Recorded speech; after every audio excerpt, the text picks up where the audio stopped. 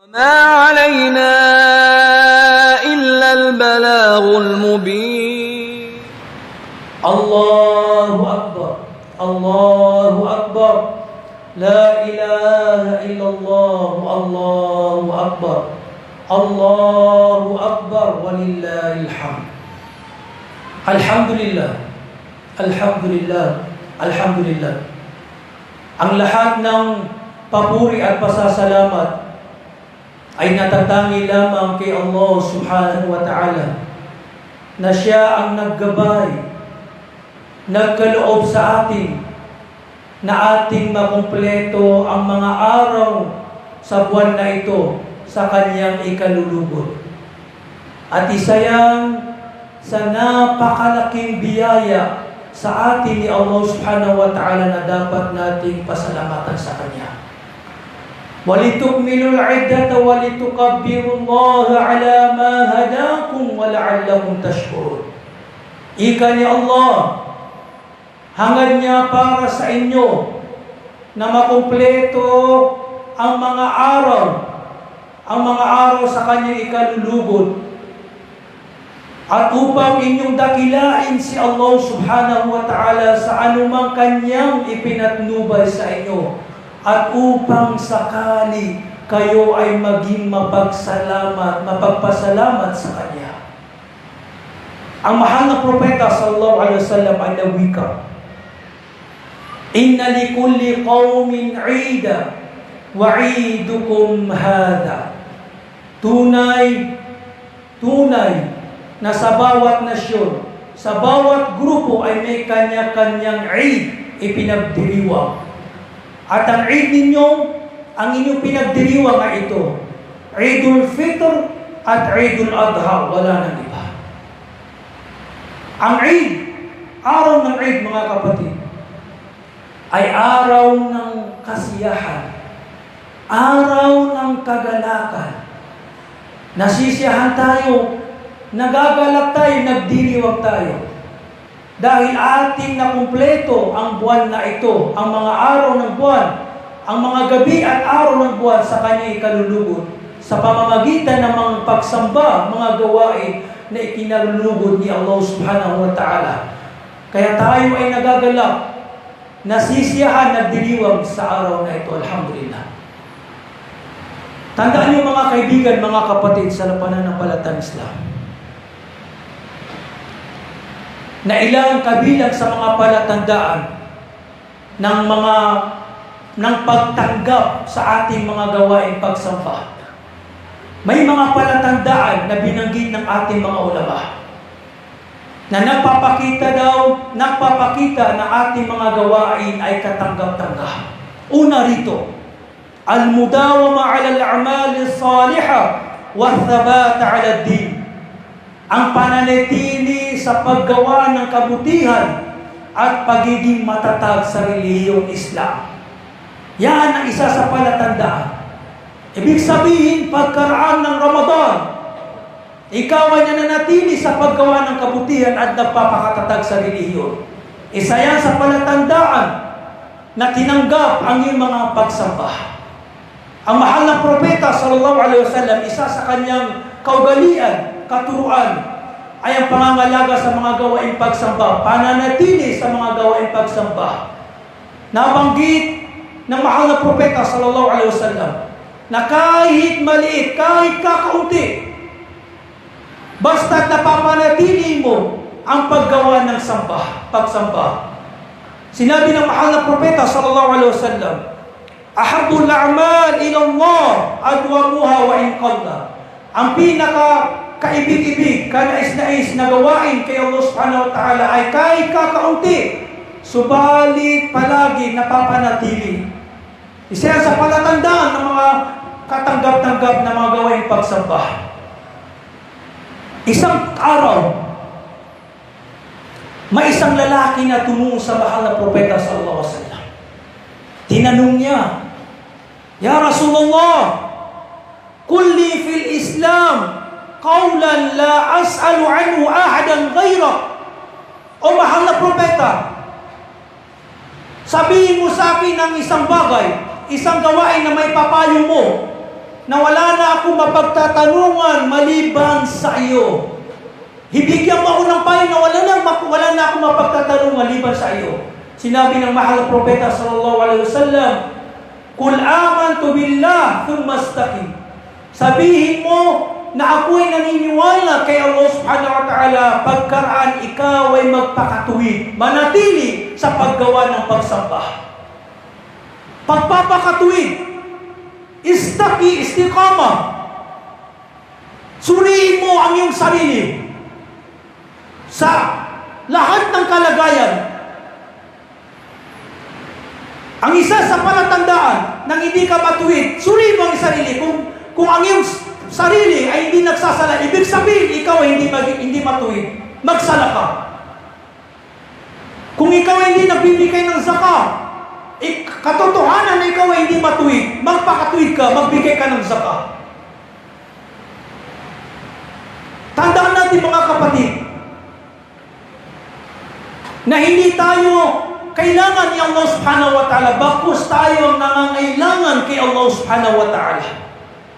Sinasamba natin si Allah subhanahu wa ta'ala dahil kailangan natin. Inaasam natin ang kanyang kapatawaran, ang kanyang habag, at ang kanyang paraiso. Hinangad natin ang pag-aasam. Hinangad natin ang kapatawaran ni Allah subhanahu wa ta'ala at ang kanyang paraiso. Sinabi ni Allah subhanahu wa ta'ala sa isang hadithul qudsi, sinabi ni Allah subhanahu wa ta'ala sa isang hadithul qudsi na nagpapakita ng kadakilaan at walang pangangailangan si Allah subhanahu wa ta'ala sa mga nilikha. Ika ni Allah, "Ya ibadi, kullukum dhalun illa man hadaitu, fastahduni ahdikum." O aking alipin, lahat kayo ay naliligaw sa tamang landas. Humingi kayo sa akin ng gabay, at kayo ay aking gagabayan. Ya ibadi, kullukum ja'a illa man at'amtu. O aking alipin, lahat kayo ay nagugutom maliban sa aking pinakain. Humingi kayo sa akin ng pagkain, kayo ay aking pakakainin. Ya ibadi, innakum lan tablughu naf'i fatanfa'uni wa lan tablughu darri fatadurruni. Ya ibadi, tunay na hindi nyo maabot ang aking kapakinabangan na upang ako sa inyo ay makinabang. At hindi nyo maabot ang aking ikakapinsala upang ako ay inyong pinsalain. Ya ibadi, law anna ma'alakum wa akhirakum wa insakum wa jinnakum kanu ala atqa rajuli qalbin wahid minkum ma zada dhalika fi mulki shay'a. O aking mga alipin, maging ang mga nauna at ang huli sa inyo, ang mga tao at ang mga din sa inyo, kung ang isa sa kanila ang siyang pinakahigit na banal, matakutin kay Allah subhanahu wa ta'ala na katulad ng isa sa inyo, hindi niya madadagdagan ang aking kaharian. Hindi makakapagbigay ng kadagdagan sa aking kaharian. Ya ibadi, law anna awwalakum wa akhirakum wa insakum wa jinnakum kanu ala afjari qalbi rajulin minkum ma naqasa dhalika fi mulki shay'a. Ya ibadi, kung ang una sa inyo o maging ang mahuli sa inyo, ang tao sa inyo o mga jin sa inyo, kung ang isa sa kanila ang siyang pinakamakasalanan sa lahat ng kasalanan, kahit siya pa ay gumawa ng mga kasalanan, ay hindi niya mababawasan ang aking kaharian. Ya ibadi, law anna awwalakum wa akhirakum wa insakum wa jinnakum kamu ala sa'idin wahid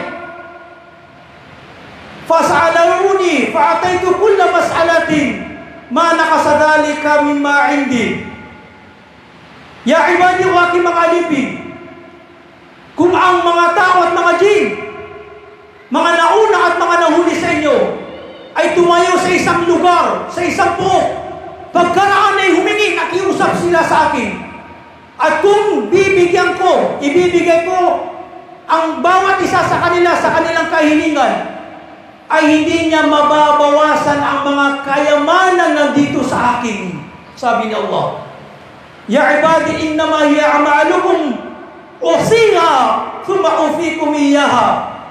Bagkus mga alipin ni Allah, ito ang inyong mga gawain, ang inyong mga gawain lamang, at aking gagatimpalaan ng sapat. Sino man matagpuan niya na ang kanyang gawain ay mabuti, puriin niya si Allah subhanahu wa ta'ala. At kung sino man ang matagpuan niya ng mga gawain mabuti, ang kanyang mga gawa ay hindi mabuti, masama, ay wala siyang sisisihin liban sa kanyang sarili. In ahsantum li anfusikum wa in asatum falaha, sabi ng Allah. Kung kayo ay gagawa ng kabutihan, ay para lamang ito sa inyong sariling kapakanan. At kung kayo ay gagawa ng kasamaan, ay para dito laban sa inyong sa mga sarili. Bawat isa ay may pananagutan at gagantimpalaan tayo ni Allah subhanahu wa ta'ala sa ating mga gawain. Ikalawang palatandaan, mga kaibigan, mga kapatid, nagpapakita na ang ating mga gawain ay tinanggap ni Allah subhanahu wa ta'ala. Adamu ruju' ila dhanb ba'da tawbah. Ang hindi panunumbalik sa mga kasalanan pagkaraan magtauba, pagkaraan magbalik loob kay Allah subhanahu wa ta'ala. Alam niyo ba, isa sa biyaya, isa sa habag sa iyo ni Allah subhanahu wa ta'ala, kapatid, sa buwan na ito, isa sa habag sa iyo ni Allah subhanahu wa ta'ala, ay binabayang kanya na makapagbalik loob sa kanya mula sa iyong mga kasalanan. Pinatawad ka ni Allah subhanahu wa ta'ala. Pinatawad ni Allah ang iyong mga kasalanan. Isa yan sa napakalaking biyaya, habag ni Allah subhanahu wa ta'ala. Kaya nararapat na huwag na tayo manubalik sa mga kasalanan ating pinagsisihan at pinagtawbahan. Tandaan niyo mga kapatid, si Allah subhanahu wa ta'ala sa Quran, lagi tayong hinihimok, lagi tayong tinatawag sa pinakamarangal na katawagan. Lagi tayong hinihimok ni Allah na magbalik loob sa Kanya at tinatawag sa marangal na katawagan. Watubu ila Allah jami'an ayyuhal mu'minun la'allakum tuflihun. Magtawba kayo kay Allah subhanahu wa ta'ala, lahat kayo, o kayo mga mananampalataya, nang sa ganon kayo ay magtagumpay. Si Allah subhanahu wa ta'ala hindi nagsasawa. Hindi nagsasawa. Dakila, malawak ang habag ni Allah subhanahu wa ta'ala. Huwag tayo mawalan ng pag-asa. Huwag tayo mawalan ng pag-asa sa habag ni Allah subhanahu wa ta'ala at sa kanyang kapatawaran. Pinangakuan tayo ni Allah subhanahu wa ta'ala na magtatanggapin ni Allah subhanahu wa ta'ala ang ating tauba.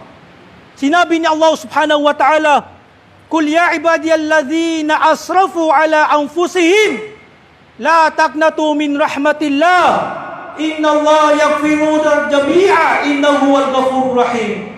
O Muhammad, sabihin mo sa aking mga alipin na nagbalabis sa kanilang mga sarili at nawalan ng pag-asa sa habag ni Allah subhanahu wa ta'ala, sabihin mo sa kanila, la taqnatu min rahmatillah inna Allah yaghfiru dhunuba jami'a. Sabihin mo sa kanila na huwag sila mawalan ng pag-asa sa habag ni Allah subhanahu wa ta'ala, dahil tunay katiyakan na si Allah subhanahu wa ta'ala ay pinapatawad niya ang lahat ng kasalanan, maliit man malaki.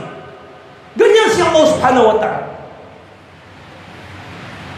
Sinabi pa ni Allah subhanahu wa ta'ala sa hadith al-Qudsi, mga kapatid, pag nila natin, Ya ibn Adam, law balagad dunubuka anana as-sama thumma astaghfartani ghafartu lak. O anak ni Adan, kahit pa umabot ang iyong kasalanan sa pinakatuktok, kalangitan, pagkaraan, ikaw ay humingi sa akin ng kapatawaran, ay ikaw ay aking patatawarin, sabi ni Allah.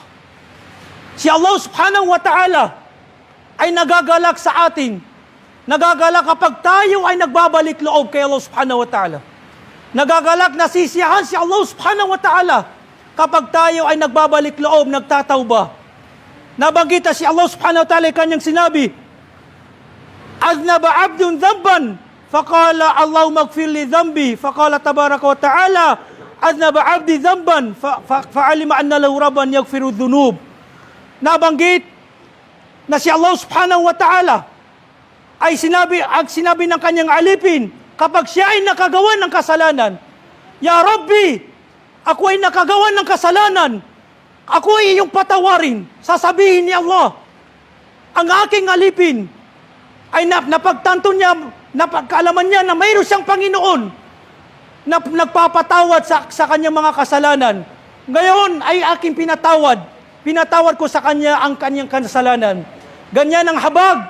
Ganyan ang pagpapatawad ni Allah subhanahu wa ta'ala sa atin. Kaya tayo ay lagi magbalik loob kay Allah subhanahu wa ta'ala. Tayo ay magtawba. Lagi magbalik loob sa ating mga kasalanan. Pangatlong palatandaan na tinatanggap ang ating mga gawain ay ang magiging isa sa palatandaan ng ating mga gawin na tinanggap ni Allah subhanahu wa ta'ala ay maging ang paggawa ng kabutihan ay maging kanais-nais sa iyo at ang paggawa ng kasalanan ay maging kamuhi-muhi sa iyo. Isa yan sa nagpapakita ng gabay at patnubay ni Allah subhanahu wa ta'ala na kung saan iyong kinaibigan ang paggawa ng kabutihan at iyong kinamumuhian ang paggawa ng kasalanan. Ibig sabihin, pagkaraan ng Ramadan, ang iyong kalagayan ay ninanais mo, ginugusto mo ang pagpatuloy na paggawa ng kabutihan, at kinamumuhian mo ang paggawa ng kasalanan. Isa yan sa palatandaan na tinanggap ang ating mga gawa. Laging nanguna sa iyo si Allah at ang mahal na propeta sallallahu alaihi wasallam. Laging nanguna sa iyo ang sarili ang pagtugon sa mga tawag ni Allah subhanahu wa ta'ala at tawag na mahal na propeta sallallahu alaihi wasallam. Laging kamahal-mahal sa iyo ang mga kautusan ni Allah subhanahu wa ta'ala at mga kautusan ng mahal na propeta sallallahu alaihi wasallam. At isa yan sa nabanggit na makakamtan daw natin ang tamis ng pananampalataya. Sinabi ng mahal na propeta sallallahu alaihi wasallam, Thalathum man kunna fi wajada halawatan iman. Tatlong bagay na kapag tinaglay mo ay matatamasa mo ang tamis ng pananampalataya. At nabanggit na rito na si Allah subhanahu wa ta'ala at ang kanyang sugo ang labis na kamahal-mahal sa iyo.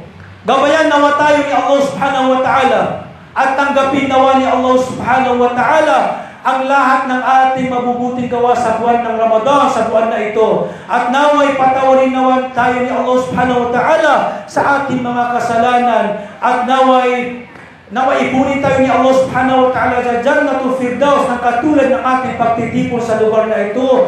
Amin ya Rabbi. Barakallahu li wa lakum fil Qur'anil Karim wa nafa'ani bima fihi min al-ayat wa dhikri hakim. Aqulu ma tasma'un wa astaghfirullah li wa lakum wa li sa'il muslimin min kulli dhanbin fastaghfiruh innahu huwal ghafurur rahim.